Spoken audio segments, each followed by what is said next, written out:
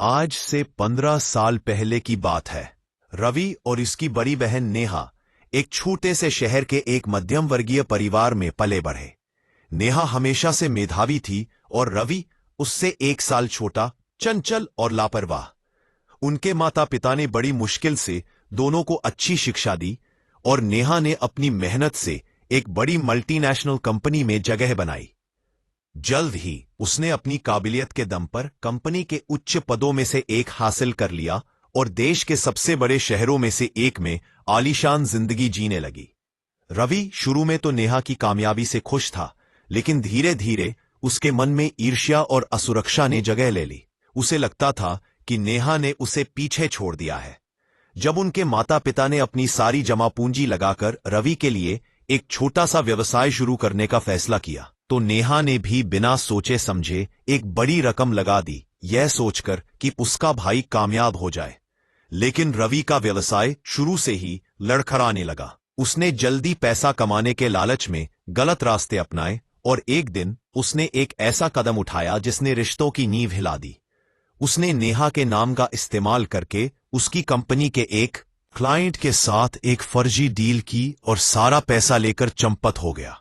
जब इस धोखाधड़ी का पता चला तो नेहा की प्रतिष्ठा, उसका करियर सब दांव पर लग गया। उसे न केवल अपनी नौकरी से हाथ धोना पड़ा, बल्कि उसे कानूनी कार्रवाई का भी सामना करना पड़ा। इस विश्वासघात ने नेहा को तोड़कर रख दिया।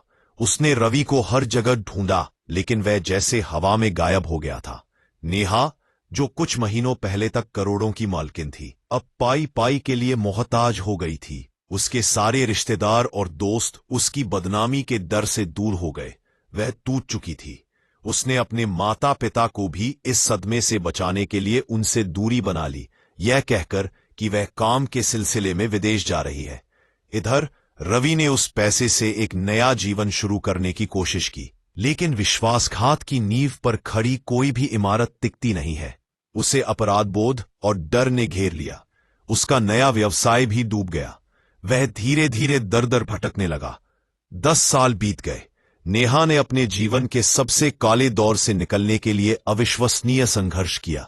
उसने छोटे मोटे काम किए, अपनी कानूनी लड़ाई लड़ी और अपनी काबिलियत को फिर से साबित किया।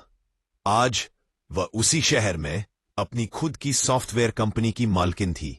उसने एक बार फिर से करोड़ों की संपत्ति खड़ी कर ली थी, लेकिन उसका दिल पूरी तरह से बदल चुका था। अब वह कठोर, व्यावहारिक और भावनात्मक रूप से अकेली थी। उसने रिश्तों से भरोसा खो दिया था और भाई शब्द उसके लिए सिर्फ एक कड़वी याद था। उसने कभी भी अपने माता पिता से संपर्क नहीं किया। वह डरती थी कि कहीं उसकी पुरानी तकलीफें फिर से ताजा ना हो जाए। एक सर्द रात नेहा अपनी लग्जरी कार में अपनी कंपनी की एक सफल डील की खुशी मनाते हुए घर लौट रही थी। शहर के एक व्यस्त चौराहे पर उसकी कार रुकी। तभी उसकी नजर एक भीड़ पर पड़ी। लोग सड़क पर पड़े एक बुजुर्ग मैले कुचैले भिखारी के आसपास जमा थे, जो ठंड से कांप रहा था और खांस रहा था। नेहा ने शुरू में तो अनदेखा करने की कोशिश की, लेकिन अंदर बैठी एक आवाज ने उसे मजबूर किया। वह कार से उतरी और भीड़ को चीरती हुई उस बुजुर्ग के पास पहुंची। जैसे ही उसकी नजर उस मैले कुचैले चेहरे पर पड़ी, नेहा का पूरा शरीर सुन्न पड़ गया। वो रवि था, उसका भाई। उसकी आंखें फंसी हुई थीं और बिखरे हुए और शरीर पर सिर्फ फटे पुराने कपड़े थे। उसके हाथ में एक स्टील का कटोरा था जिसमें कुछ चिल्लर सिक्के पड़े थे। नेहा की सांसें जैसे रुक गई। उसके करोड़पति अस्तित्व और सामने सड़क पर भीख मांगते भाई के बीच का यह भयंकर विरोधाभास उसे स्तब्ध कर गया। पल भर के लिए उसके दिमाग में पिछले 10 सालों का दर्द, विश्वासघात और अकेलापन घूम गया। उसके होठ फड़फड़ाए और उसके मुंह से बस इतना निकला, रवि। रवि ने आवाज सुनी और अपनी कमजोर आंखें ऊपर उठाई। उसने 10 साल बाद अपनी बहन को देखा। वह वैसी ही सुंदर, सफल और चमकदार थी जैसी उसे याद थी, लेकिन अब उसमें एक अजनबी कठोरता थी। रवि की आंखें शर्म और डर से भर गईं। वह जल्दी से अपना चेहरा छिपाने की कोशिश करने लगा। भीड़ नेहा की तरफ देखने लगी। उन्होंने देखा कि एक महंगी कार वाली महिला एक भिखारी को उसका नाम लेकर बुला रही है। नेहा के अंदर 10 साल का गुस्सा, दर्द और नफरत एक साथ उमड़ पड़ा। वह कठोरता से बोली, रवि, तुम यहां क्या कर रहे हो? रवि कांपते हुए बोला, दीदी मुझे माफ कर दो, मुझे पहचान मत दो, मैं बस मुझे जाने दो। नेहा ने एक ठंडी कांपती हुई हंसी हंसी। जाने दूं? 10 साल पहले जब तुम मेरे सारे सपने, मेरा करियर, मेरा सब कुछ लेकर गए थे, तब क्या तुमने सोचा था कि मुझे कहाँ जाना होगा? तुम क्या सोचते थे कि तुम आराम से करोड़पति बन जाओगे और मैं बर्बाद हो जाऊंगी? देखो, मैं आज फिर से करोड़पति हूं और तुम सड़क पर भीख मांग रहे हो। ये कर्म है रवि, तुम्हें यही मिलना चाहिए था। रवि फूट फूट कर रोने लगा। मुझे पता है दीदी, मैं एक बुरा भाई हूं, मैंने तुम्हें धोखा दिया, मैं इस लायक हूं कि सड़क पर मर जाऊं, मैं हर रोज तुम्हारी माफी मांगता हूं। प्लीज मुझे जाने दो, मेरी हिम्मत नहीं है तुम्हें देखने की। भीड़ ने फुसफुसाना शुरू कर दिया। कुछ लोगों ने नेहा को पहचानने की कोशिश की। नेहा के चेहरे पर कठोरता का भाव था, लेकिन उसके अंदर एक भयंकर द्वंद्व चल रहा था। उसका अहंकार चीख रहा था कि वह इस धोखेबाज को उसके हाल पर छोड़ दे। उसे सबक सिखाने का इससे अच्छा मौका नहीं मिलेगा। ये उसकी जीत होगी, उस दर्द पर जिसका उसने अकेले सामना किया था। लेकिन तभी उसकी नजर रवि के कमजोर कांपते हाथों पर पड़ी। उसे वो समय याद आया जब रवि छोटा था और उसे चोट लगी थी और नेहा ने पूरी रात जागकर उसकी देखभाल की थी। उसे याद आया जब रवि ने अपनी गुल्लक तोड़कर नेहा को उसके जन्मदिन पर एक छोटा सा तोहफा दिया था। विश्वासघात की कड़वाहट के बीच एक पल के लिए इंसानियत की एक हल्की सी किरण चमकी। ये उसका भाई था, वही जिसके साथ वह एक ही छत के नीचे पली बड़ी थी। एक इंसान जो मरणासन्न अवस्था में सड़क पर पड़ा था।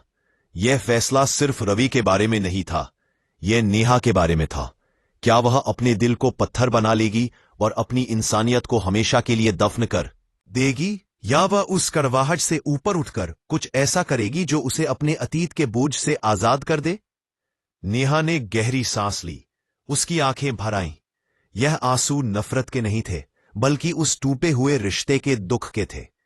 उसने अपना पर्स खोला और अपनी कार के ड्राइवर को बुलाकर कहा, इसे मेरी कार में बिठाओ, हम हॉस्पिटल जा रहे हैं।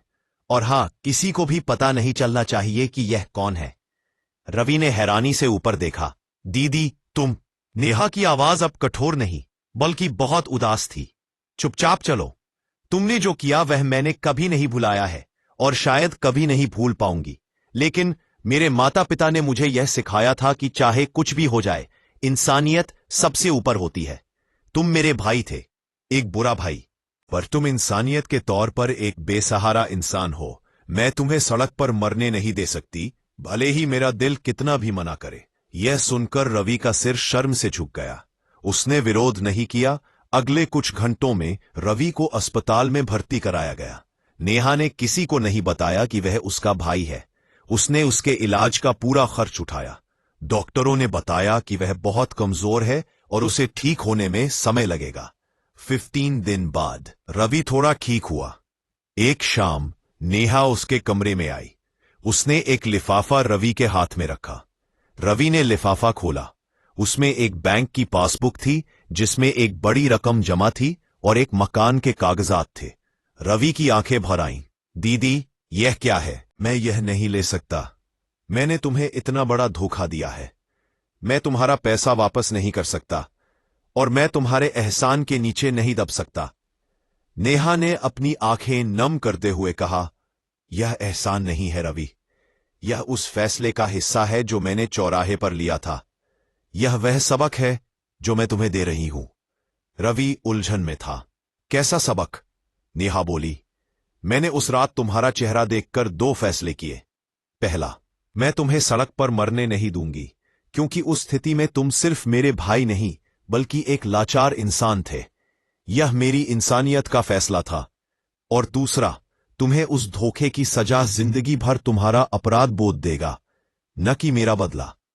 यह पैसा और यह घर इसलिए है ताकि तुम अपनी गलतियों का प्रायश्चित कर सको, एक नई शुरुआत कर सको और एक ईमानदार जिंदगी जी सको। यह तुम्हारे लिए आखिरी मौका है। यह वो मौका है जो मैंने तुम्हें तुम्हारे धोखे के बावजूद दिया है। उसने एक गहरा सांस लिया। तुमने मेरा पैसा, मेरा करियर सब छीन लिया था, लेकिन अगर मैं भी बदले में तुम्हें नफरत और बदला देती तो मेरे और तुम्हारे बीच क्या फर्क रह जाता? मैं आज करोड़पति हूं, पर मैं अपनी इंसानियत खोकर अमीर नहीं बनना चाहती। ये पैसा तुम्हारा प्रायश्चित फंड है। तुम इसे सही काम में लगाओगे और एक नेक इंसान बनोगे, या फिर से धोखा दोगे। फैसला तुम्हारा है, लेकिन इतना याद रखना, मैंने अपनी इंसानियत का फर्ज अदा कर दिया है। अब तुम्हारा फर्ज है कि तुम एक अच्छा भाई और एक अच्छा इंसान बनकर दिखाओ। यह सुनकर रवि का दिल पिघल गया। उसकी आंखें आंसुओं से भर गईं। वह नेहा के पैरों पर गिर पड़ा। दीदी, मुझे माफ कर दो। मैं तुम्हें कभी भूल नहीं पाऊंगा। तुमने मुझे सिर्फ जिंदगी नहीं दी, तुमने मुझे इंसानियत पर दोबारा विश्वास करना सिखाया है। मैं ये मौका नहीं गंवाऊंगा। नेहा ने उसे उठाया और कहा, बस अब रोना नहीं। उठो, मुझे अपनी जिंदगी में अब तुम्हारी जरूरत नहीं है। मुझे बस इतना चाहिए कि जब तुम कल किसी सड़क पर किसी लाचार इंसान को देखो, तो तुम्हें वो रात याद आए और तुम उसकी मदद करो। तभी मेरा फैसला सही साबित होगा। नेहा कमरे से बाहर निकल गई। रवि फूट फूट कर रोता रहा, लेकिन इस बार ये आंसू दर्द या शर्म के नहीं, बल्कि कृतज्ञता और प्रायश्चित के थे।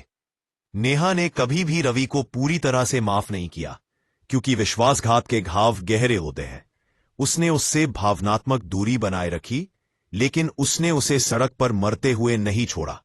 यह वो फैसला था जिसने भीड़ के सामने तो कोई ड्रामा नहीं किया, लेकिन अस्पताल के उस कमरे में दो इंसानों और एक टूटे हुए रिश्ते को एक नया, कड़वा लेकिन सच्चा मोड़ दिया। लोग जब इस कहानी को सुनते हैं तो वे रवि के पतन और नेहा की महानता को देखकर रो पड़ते हैं। यह कहानी सिखाती है कि रिश्ते भले ही कितने भी कर दे हो जाएं, लेकिन असली होकर इंसानियत का धर्म हर रिश्ते से ऊपर होता है। और माफी देना या नया मौका देना बदला लेने से कहीं ज्यादा शक्तिशाली होता है। यह सिर्फ धोखा देने वाले को ही नहीं, बल्कि धोखा खाने वाले को भी अतीत के बोझ से आजाद कर देता है।